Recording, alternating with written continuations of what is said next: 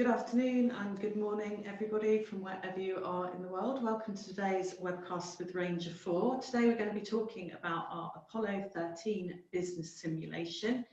My colleague Philippa Hale will be driving the chat today. She's going to talk to you about the simulation for about 20 or so minutes, and then we're ready for having a conversation and taking your questions and answers. We do have you all on mute at the moment, so a few of you, we will be able to unmute you in the question and answer session should you wish. And the last thing I should tell you is that this session is being recorded.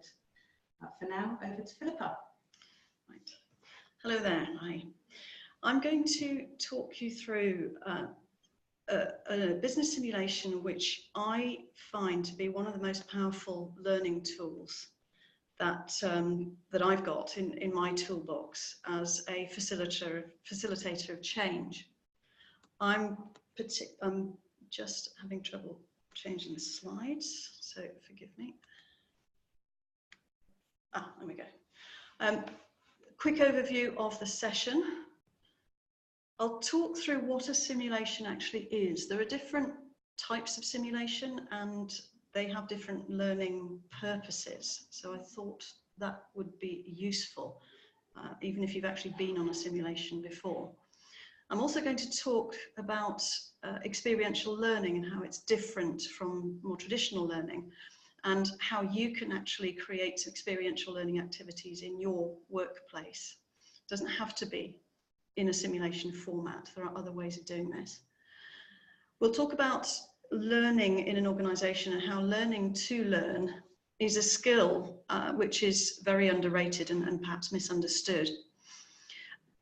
I'm going to give you the example of the Apollo 13 simulation, particularly beneficial for those of you involved with operational teams, or looking to bring ops into a DevOps journey, or generally if you are involved in a transformation change that involves collaboration between functions within the organization, and that can be outside IT, that can be marketing, it can be finance, it can be legal, it can be HR, L&D.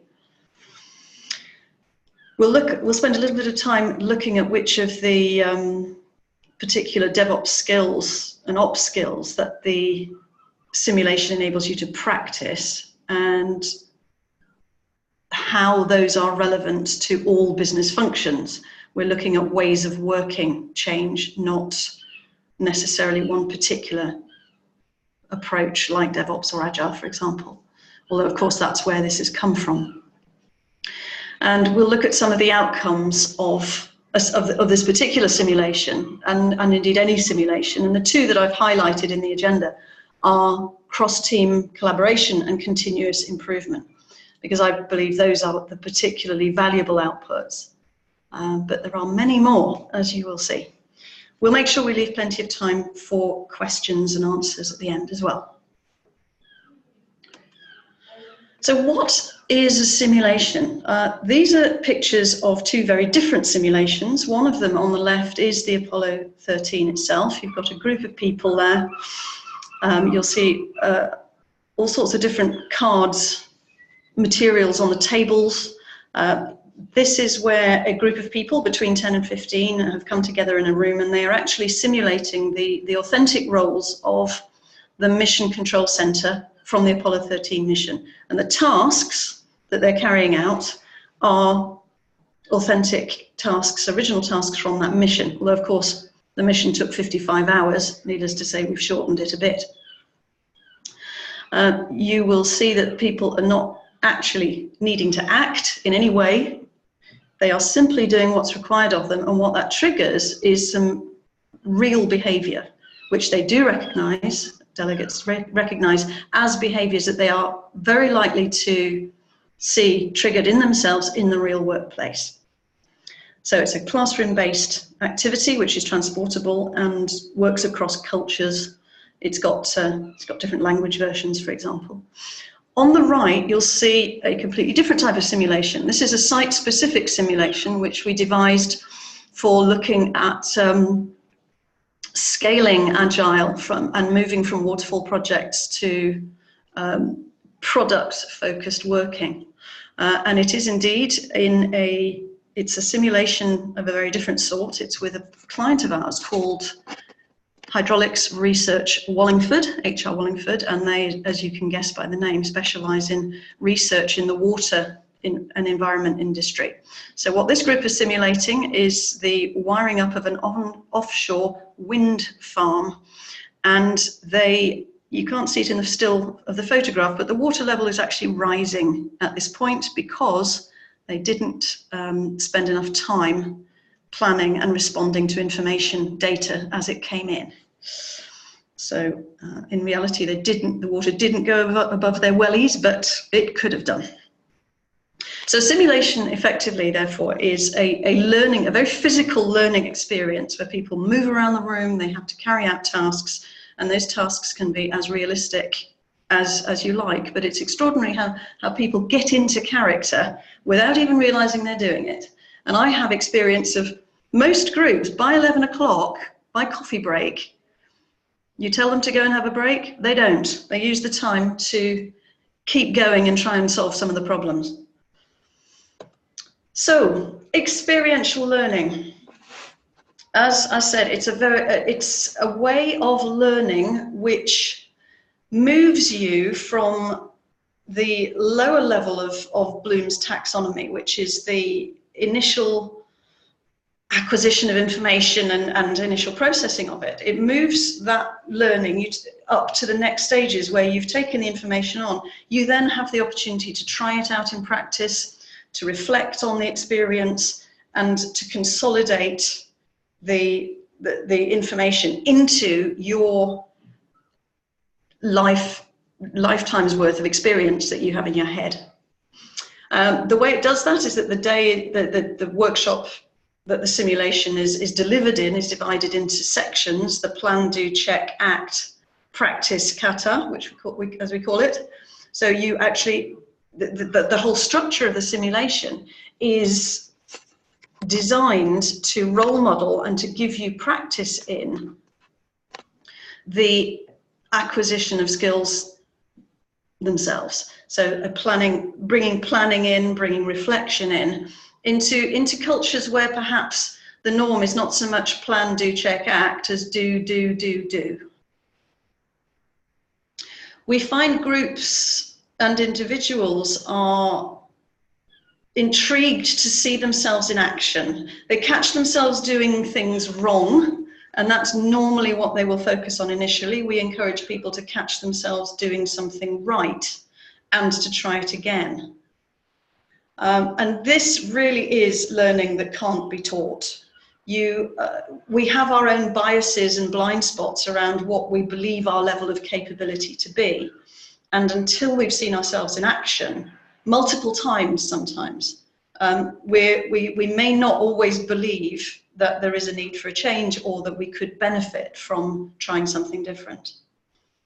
I think the other thing that I find incredibly powerful, and as do the groups, is the realization of the effect of individual moods and emotions on the group, and how the group mood and emotions change during the 3 plan, do, check, act cycles.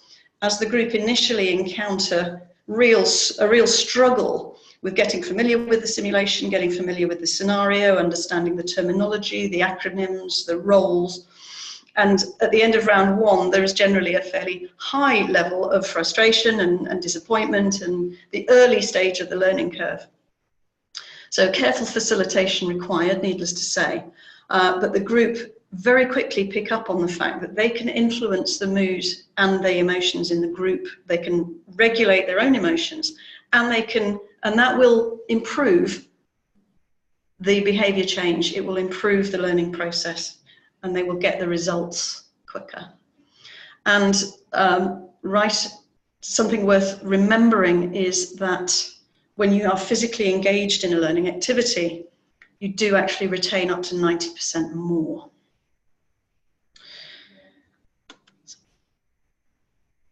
I mentioned Bloom's taxonomy, just a visual for you to show how we are moving much higher up the if you like, the depth of the learning experience, because we're taking participants through a series of practice loops that enables them to retain far more and to then be able to actually apply the learning back at work much more readily.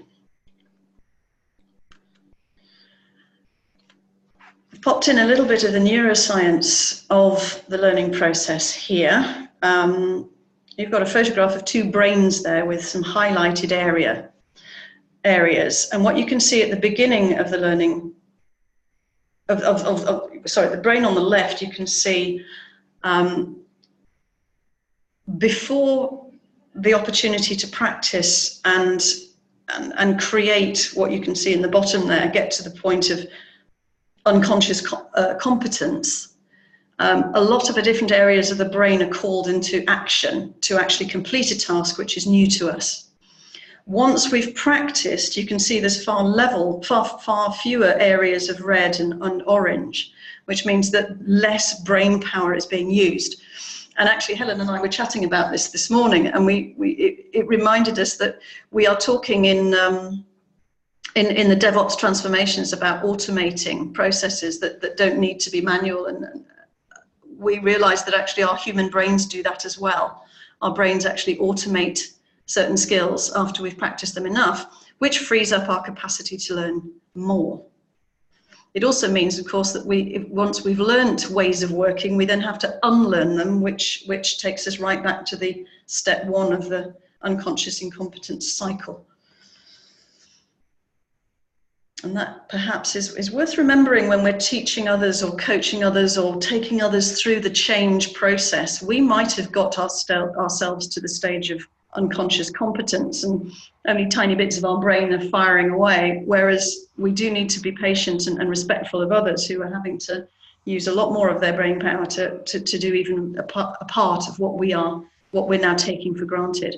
I notice this particularly in change programs. When I'm having to repeat messages again and again, I know this stuff inside out. I've lived and breathed the change. I'm one of the driving team members. Oh, how different it is for those who are coming to this fresh and new, and how easy it is to be perceived as patronizing or simply share information which it goes over people's heads or triggers resistance. It's worth just remembering what it felt like to learn to drive. I think most people have had this experience, and quite how terrifying it was when you were sat in front of the driving wheel for the first time. The excitement of passing the test, and then the terror of getting into your own car and realizing that the controls all feel different, and then getting to the point when you can pull your way around a racetrack, maybe, I don't know if that's your thing, but you're still very much operating as an individual driver. And what we're talking about when we're looking at organization transformation changes is not just taking individuals through those conscious and unconscious learning curves. It's actually getting a team to collaborate and work together. I mean, I don't know if you've seen this YouTube clip, but the number of seconds that it takes to do those wheel changes goes down every time I look at it. I think it's something insane like 1.9. I don't know. Feel free to check. I think this is an interesting metaphor for the transformation changes that we're putting people through. I mean, these engineers and mechanics have practiced and practiced and practiced and practiced and continue to hone their performance. In the real world of business, we're not going to have that level of razor sharp precision, but the practice message and the emotions relating to the learning curve, I think, are very real. And as change leaders, it's really valuable for us to remember this. And simulations enable us to explore that. So Apollo 13, we encourage everyone to go off and watch the Tom Hanks film the night before with pizza. And then they enter the world of 1970, NASA. And what you can see in front of you there is the dashboard, which has a audio attached to it, the chevrons across the top. Each time one of these 2-minute periods comes to an end, there is a loud beep, which the group learns to love.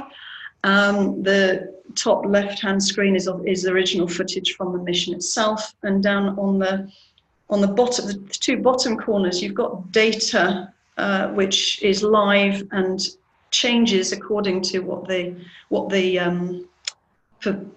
team actually completes by way of tasks. So they'll be looking at the CO2 levels, the oxygen levels in the capsule. They'll be looking at the velocity and whether the craft is on track to get back to Earth, or whether it'll miss Earth by 40,000 miles, which was one potential issue at the time with the mission.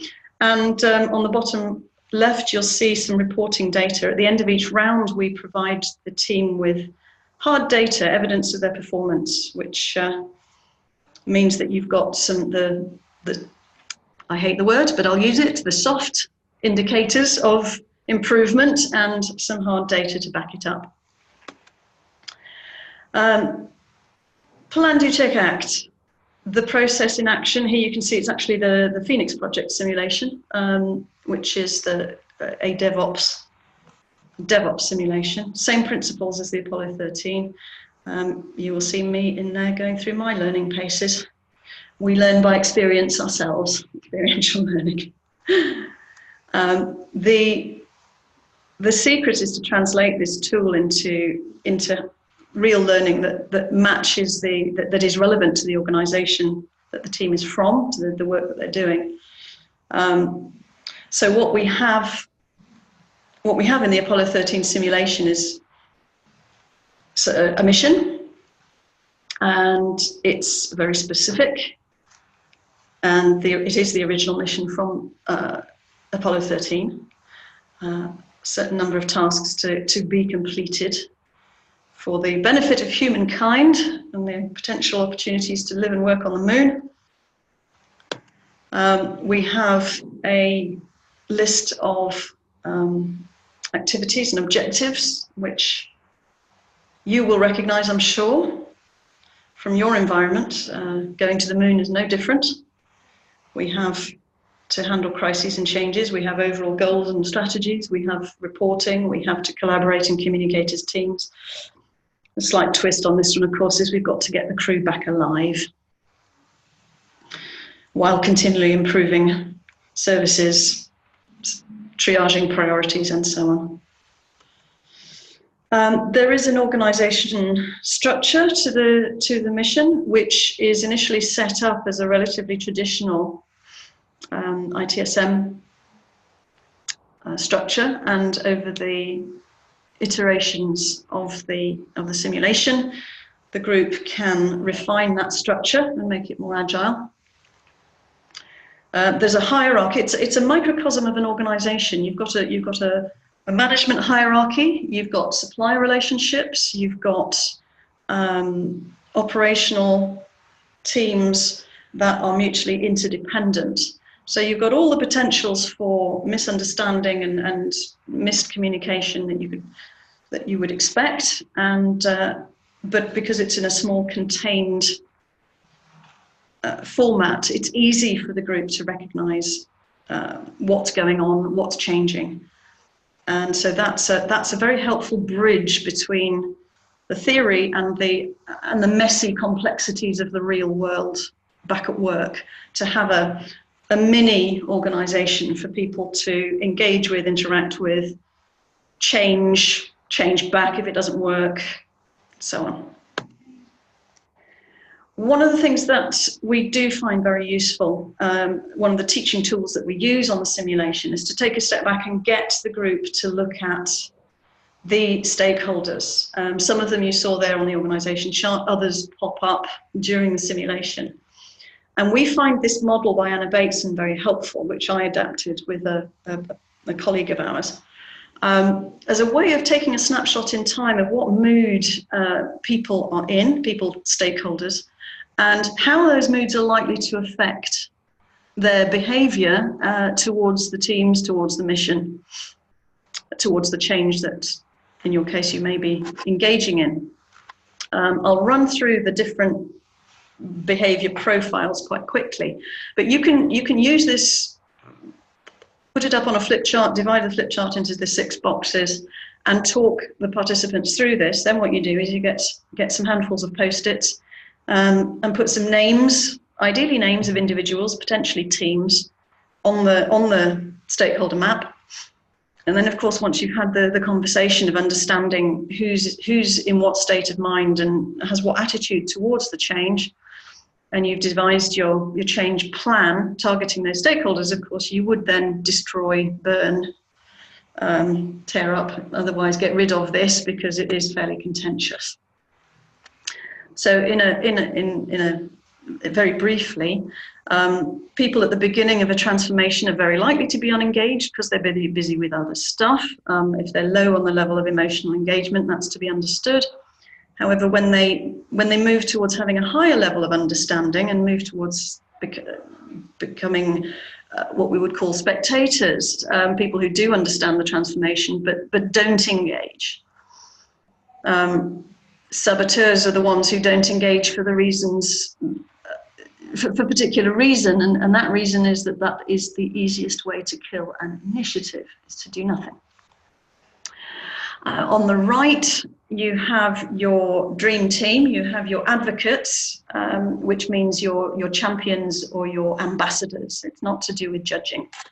It is very much the people with high level of understanding, high level of emotional engagement, who've probably been involved from the start, or who get it partway through and are influencers of others. Your enthusiasts are a little bit like the chorus in the choir. They will jump on whatever you're doing and may have a bit of a reputation for that, if sometimes judged by their colleagues to be people who will get excited about anything, and sometimes their reputation is not is of not being particularly robust. However, they drive energy, enthusiasm, as the name suggests, and that is contagious. What they need is more information from you. That will push them into being quality advocates. On the far left, this is when people head off towards being engaged, being even less emotionally engaged than in the neutral position they started. Cynics, we do have you may recognize organization cultures across these 6 boxes, as well as individual behavior. And remember that we're not labeling people, we're noticing how they are behaving at this point in relation to this change. And in the Apollo 13 simulation, what you see is people shifting between the boxes at different times. Some become very critical of the game if they feel that they haven't achieved what they thought they would achieve, and you do see some victim thinking in that. Helen is just reminding me that we are at 23 minutes past, so I'll zip through that. A converted critic, I will just say, is a very, very powerful advocate. So worth spending some of your time on there, but some cynics you'll never reach. Right, where are we? So I'm often asked, so what are the outcomes? What's the value you get from a simulation? Well, I did a quick brainstorm and collected together the ones that I've noticed most commonly coming up. You can scan your eye down there. I would say that a lot of it is awareness. It is the stuff you can't teach. It's awareness and sensitivity towards the environment that you're in. So awareness of interdependencies, appreciation of how proactive communication and collaboration actually changes the outcome of the initiative. A more systemic, a more mature, high-level understanding of what's going on, seeing sense in the chaos of change. And I think also building, I'll scan down there, but building trust, realizing that you can build a team very quickly if you do it right, if you get people engaged in something like a simulation. And individuals take away all sorts of things that they would never have expected, because our brains make connections with our own lived experience. That's it from me for now. I'd like to hand over to you and ask you if you've got any questions. So here's one. How long does it take? Can we do it in half a day? It's best not to do it in half a day. It is best to do it as a one-day event. There are 2-day versions, but I recommend a day. And the reason for that is you want the group to experience what it feels like to move from unconscious incompetence through to the conscious incompetence, and that's round 1, and then to go through the learning cycle 2 or 3 times. We have tried to do it in a shorter time frame, and we end up leaving people high and dry, and that's not good. Another one, what happens if the team fails and all the astronauts die? Well, I'll share a secret with you. We don't let them.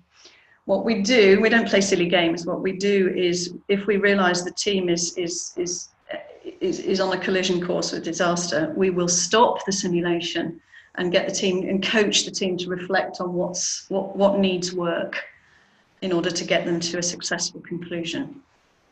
Hopefully role modelling good leadership. How would you recommend distributing the roles? Good question.